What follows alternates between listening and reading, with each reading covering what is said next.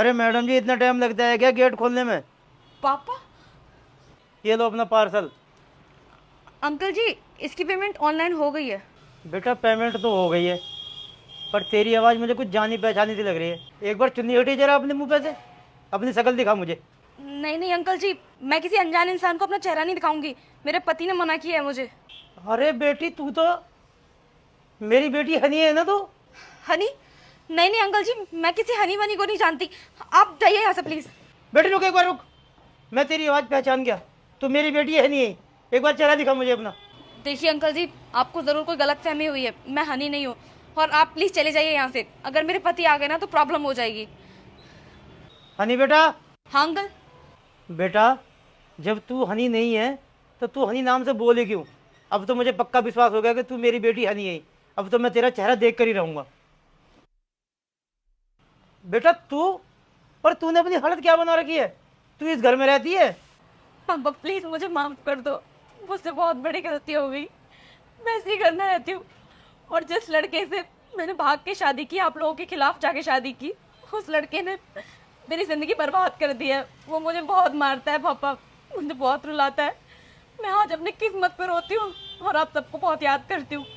अगर आप लोगों की बात मान ली होती मैंने, तो आज मेरी हालत ये ना होती। पापा मुझे माफ कर दो, मुझसे गलती हो गई।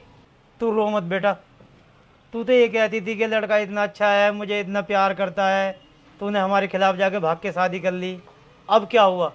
मैंने तेरे से कहा था ना कि कुछ दिन रुक जा, मैं तेरी बढ़िया जगह शादी करा दूंगा। पर तूने मेरी एक नहीं मानी। अब अपनी हालत देख कैसी बना रखी है तूने। पापा मैं मानती हूँ कि मुझसे बहुत बड़ी गलती हुई है।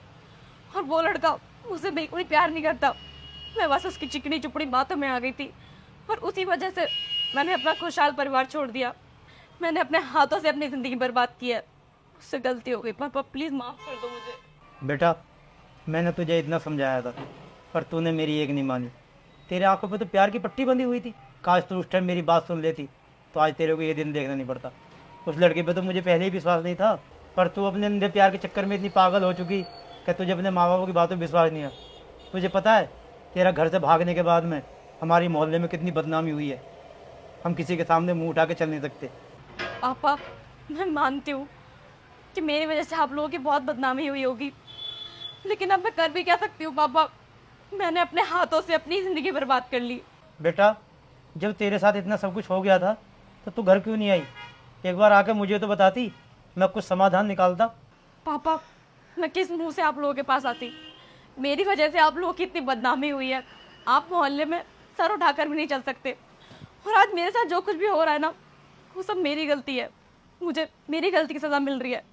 और आप लोगों के पास आकर मैं आप लोगों की बदनामी और ज़्यादा नहीं करवाना चाहती थी। बस इसीलिए कभी हिम्मत ही नहीं हुई मेरी। बेटी कैसी बात कर रही है तू? एक बार आके मुझे बताती तो सही। बच्चे चाहे कितनी भी गलतियां कर लें, पर माँ बाप अपने बच्चों का साथ कभी नहीं छोड़ते। एक बार मुझे बताती, तेरा बाप तेरे लिए जान भी दे देता। और अब तू चिंता मत कर, उस लड़के ने तेरे साथ जो भी किया है ना, उसको उसके किए की सज़ा मैं ज़रूर दिलवाऊंगा। लव यू पापा। बड़े बुजुर्गों ने बिल्कुल ठीक बोला है कि माँ बाप कभी गलत नहीं होते। गलत बच्चे होते हैं जो अपने माँ बाप की बात नहीं सुनते, इश्क और प्यार के चक्कर में पड़ जाते हैं, उसके बाद अपनी पूरी ज़िंदगी बर्बाद कर लेते हैं। अगर अपने माँ बाप की बातें सुने तो उनकी ज़िंदगी को भी बर्बाद ना हो। अगर मैंने आपकी बात मानी होती तो आज मेरी ज़िंदगी भी ठीक होती पापा। बेटी, अब तू चिंता मत कर। तेरा बाप आ गया है और अब मैं सब कुछ ठीक कर दूंगा। अगर तेरे हस्बैंड को मैंने घाट घाट का पानी न पिलाया ना, तो मेरा नाम भी राजकुमार गुप्ता नहीं। चल अब तू यहाँ खड़ी मत रह, मेरे साथ अभी घर चल। नहीं नहीं पापा, मैं उस घर में कैसे जा सकती हूँ? मेरी वजह से आप लोगों की कितनी बदनामी हुई है। पूरे मोहल्ले वाले लोग आप लोगों के ऊपर थू थू करते हैं। आप लोग सर उठा के नहीं चल सकते। मैं उस घर में वापस किस मुंह से जाऊंगी? मैं नहीं जा सकती पापा। बेटी तू ये सब मत सोच कि समाज क्या कहेगा या पड़ोस क्या कहेगा।